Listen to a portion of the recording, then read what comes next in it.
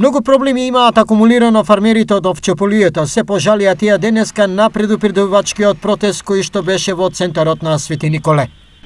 Со продолжувањето на договорите ние имаме собрание, донесоме одлука да ни се продолжат договорите на 30 години.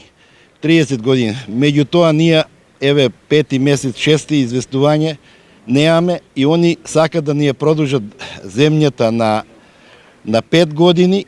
Они земаат, дојде еден сириец, тука даваше по 2000 евра по 3 од хектар. Ни еден македонец не зема, значи за македонецот нема земја, за сите странци има земја, али за македонец. Со новото сознание имаме дека уопче полието за 2 години 7000 овци са истерани, тука се продадени, да ти кажам. Зошто се па? Оти не са задоволни ни субвенции на време, ни млеко. Млеко 25 години е иста цена. Освен овие барања, фармерите бараат и итно запирање на депопулацијата.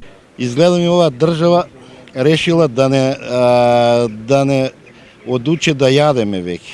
Фармерското незадоволство беше поддржано и од градоначалникот на Свети Николе Дејан Владев.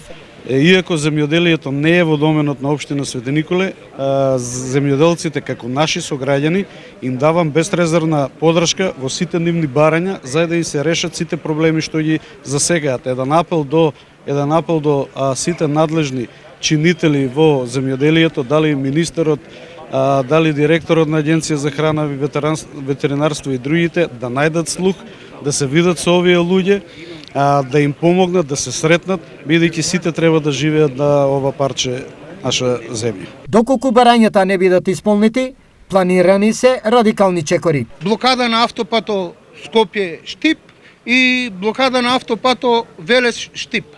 Овчеполието е втор поголемина земјоделски регион во земјата, каде екзистенцијата ја имаат околу 1200 регистрирани земјоделци и сточари.